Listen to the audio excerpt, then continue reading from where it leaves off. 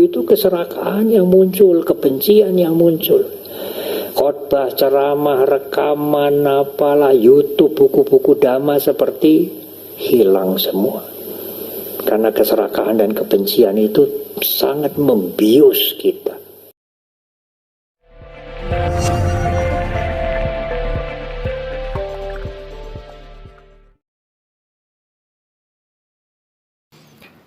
Sotihotu Namo Buddhaya. Sahabat alunan kebajikan dimanapun Anda berada, kembali pada kesempatan yang luar biasa ini, kita bersama-sama mendengarkan uraian Dhamma yang akan disampaikan oleh Yang Mulia Bante Sri Panyawaro Mahathera. Selamat mendengarkan. Para ibu, bapak dan saudara-saudara, saya akan memberikan satu contoh yang sudah saya catat di sini. Ada satu umat sudah almarhum, sudah suwargi, meninggal dunia. Suatu saat akan bersama-sama saya mengikuti seminar atau pertemuan apa, agak lupa, sudah lama, di Bali. Dari Semarang itu tidak ada pesawat langsung ke Bali, harus ke Jogja. Saya sudah check in, sudah ada di pesawat, tapi sang umat ini belum hadir. Dia telepon, dulu yang ada hanya SMS, handphone. Bante, saya masih di tempat ini, aduh, apa bisa Anda sampai di Adi Sucipto? Ya Bante, saya usaha. Umat ini terkenal kalau apa-apa itu ngepas. Padahal dia mengerti kalau Semarang Jogja itu macet, apalagi siang. Sampai di airport, pesawat belum berangkat, tetapi pintu sudah ditutup. Tidak ada belalai zaman dulu, tangga sudah ditarik, tidak bisa naik dia. Dia harus cari hotel di dekat airport untuk bermalam satu malam menunggu pesawat besok ke Bali. Dia harus keluar uang untuk menyewa hotel. Tiket pesawatnya hangus. Besok dia mendapat pesawat yang agak siang. Sampai di Bali, acaranya sudah mau rampung. Bakdo damel nembe rawuh. Malam itu dia harus pulang balik ke Jogja. Saudara bisa berpikir berapa banyak kerugian orang ini karena sembrono sedikit. Kalau dia bisa berangkat lebih gasik, lebih awal, dia tidak akan terlambat. Dia tidak perlu keluar uang untuk sewa hotel di Jogja. Dia tidak harus beli tiket baru. Dia tidak harus datang acara sudah mau rampung. Bukan hanya kerugian materi, kerugian yang lebih besar lagi. Dia tidak mendapatkan manfaat dari perjalanan dia dari Semarang ke Bali. Karena satu hal kecil bisa menimbulkan dampak yang besar. Dan kalau kita tidak berhati-hati, kita bisa mengalami itu. Bukan hanya persoalan telat, persoalan macam-macam. Yang kelihatannya sepele tetapi bisa memberikan dampak yang besar. Dia tidak berpikir bahwa dampak ini akan luar biasa. Berhati-hatilah, berhati-hati berbicara dan berbuat. Apalagi sekarang ini menyebar itu cepat sekali. Tapi kalau berbicara berbuat yang baik, sangat baik. Menyebarnya juga cepat. Baiklah, sekarang bagian terakhir. Hampir 7:30. Apa yang harus kita lakukan supaya kita tidak kebobolan. Apa itu? Kecolongan, mengucapkan hal-hal yang buruk, melakukan perilaku-perilaku yang buruk, yang tidak bermanfaat, yang merugikan orang lain. Salah satu kuncinya adalah sati, awareness atau be aware, sadar. Sadar terhadap apa, Bante? Terhadap dirinya sendiri itu loh.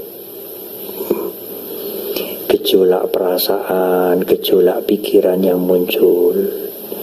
Kalau perasaan yang muncul, pikirannya yang muncul itu bisa disadari dulu, dia tidak akan muncul menjadi ucapan.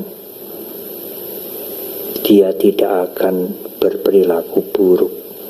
Karena yang negatif, yang buruk-buruk itu diketahui lebih dulu pada waktu masih di dalam pikiran. Jadi waktu muncul di pikiran itu sudah diketahui, sudah konangan. Arep nulis apa? Arep ngomong apa ini? Termasuk perasaan-perasaan yang muncul, perasaan yang senang, tidak senang, perasaan yang suka, tidak suka, karena bermacam-macam yang kita alami. Itu harus disadari. Karena perasaan itu tukang obong-obong, yang memprovok, yang menghasut pikiran kita untuk otak-atik, kemudian menjadi ucapan, menjadi perbuatan.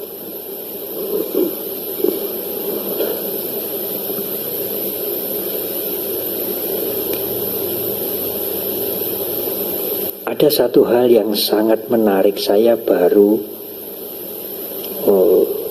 membaca beberapa waktu yang lalu sebagai penutup.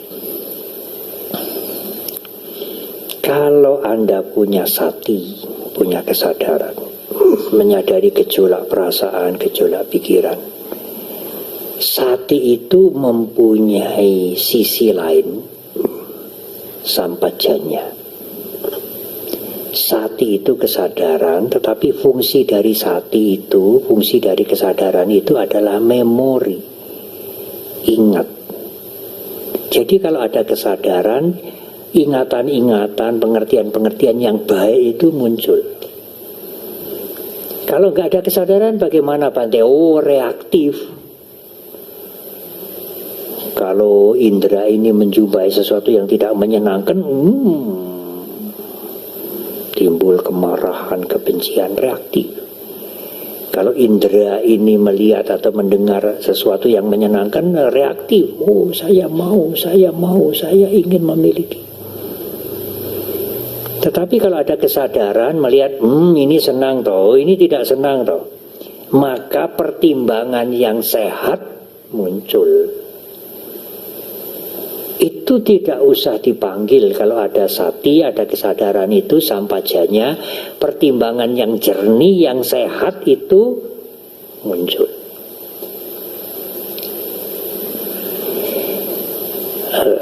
Penemu program Apple itu Steve Jobs, itu seorang Buddhis, tapi meninggal dalam usia yang belum lanjut.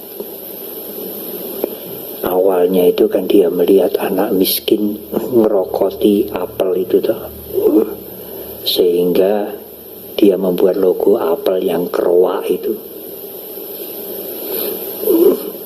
Dia meninggal kalau tidak salah kena kanker dalam usia yang relatif masih muda. Banyak dia menulis, dan tulisan-tulisannya itu Dhamma. Salah satu di antaranya,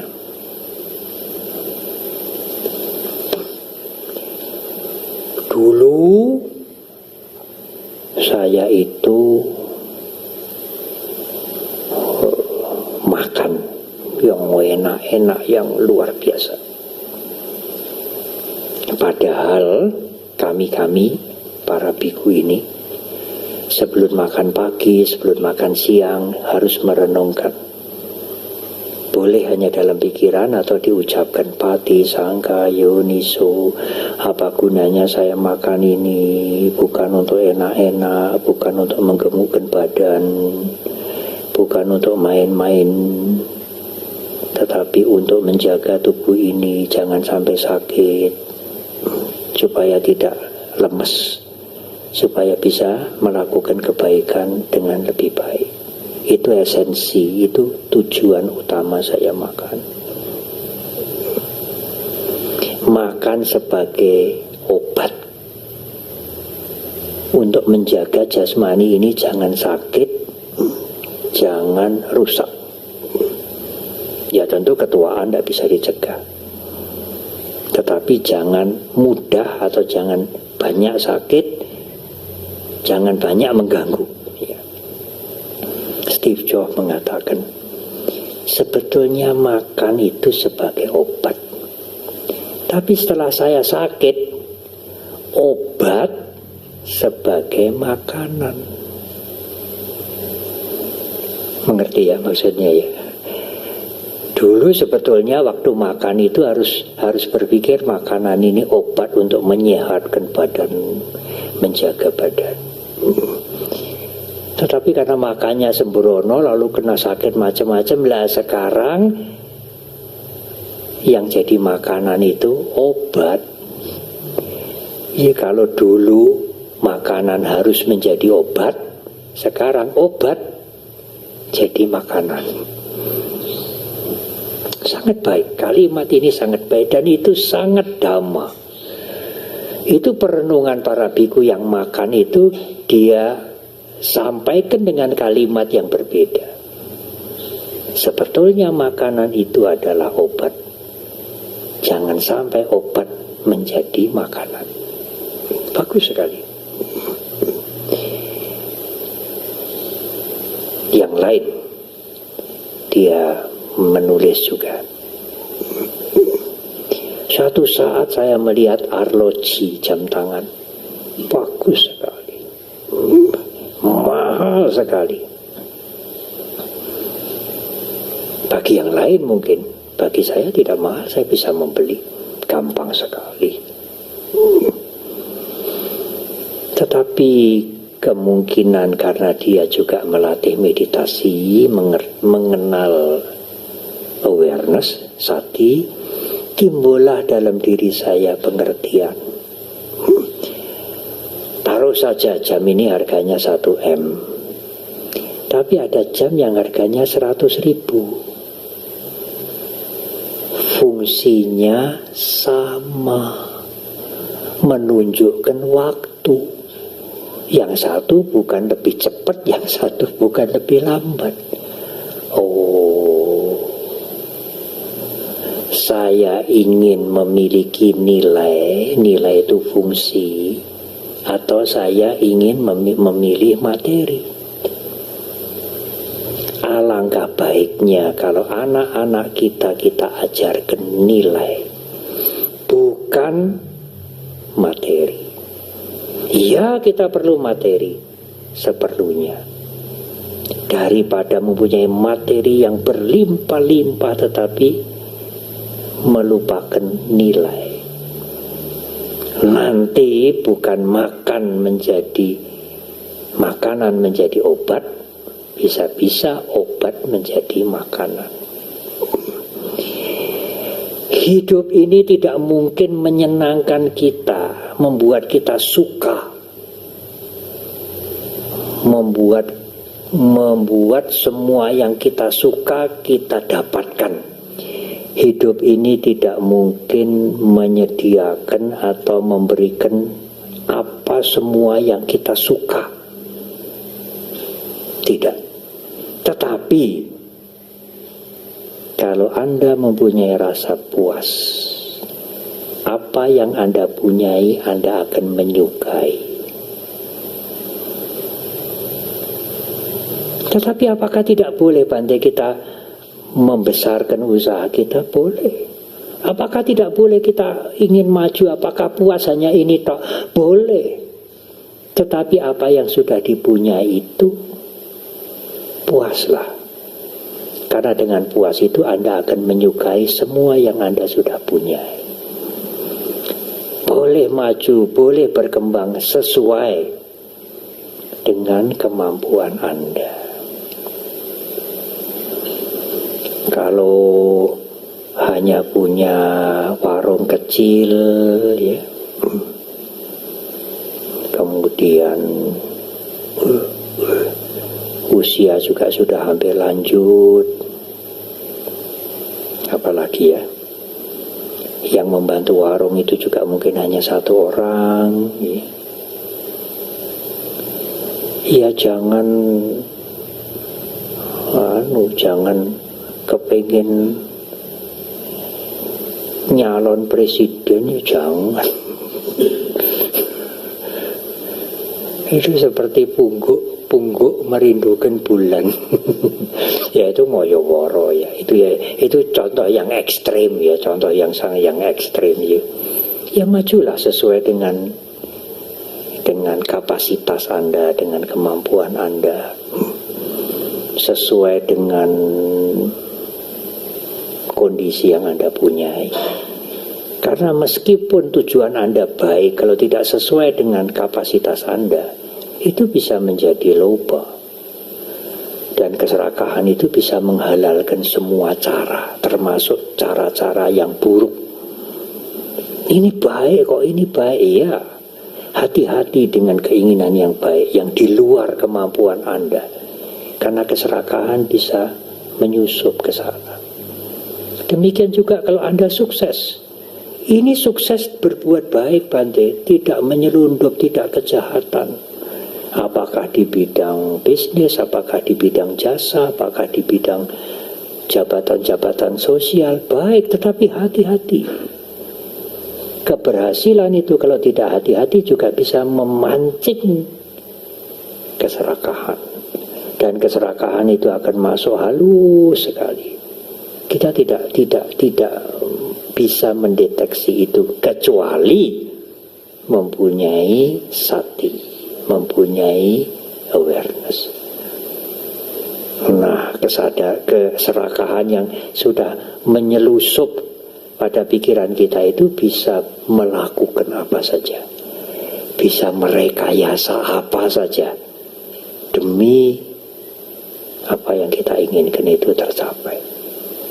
Maka kuncinya, cobalah berlatih untuk memperkuat sati semaksimal mungkin, sebisa-bisanya.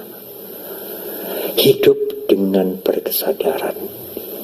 Tidak hanya menyadari nafas kita, tidak hanya menyadari langkah kaki kita waktu meditasi, tetapi juga menyadari perasaan, pikiran kita, perasaan kita sehari-hari.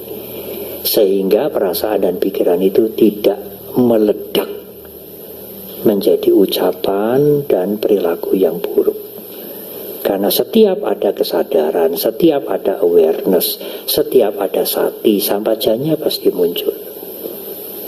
Sampajanya itu pertimbangan yang sehat, pertimbangan yang jernih, pertimbangan yang baik untuk mengambil keputusan. Tapi kalau tidak ada sati, tidak ada kesadaran, itu keserakahan yang muncul, kebencian yang muncul. Khotbah, ceramah, rekaman, apalah, YouTube, buku-buku dhamma seperti hilang semua. Karena keserakahan dan kebencian itu sangat membius kita.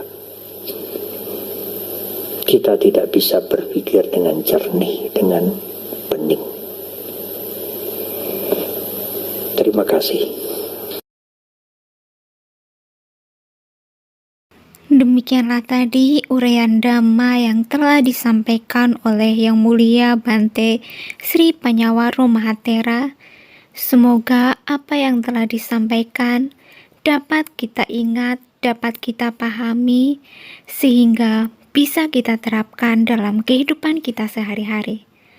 Terima kasih sudah menonton, semoga bermanfaat, dan semoga Anda berbahagia.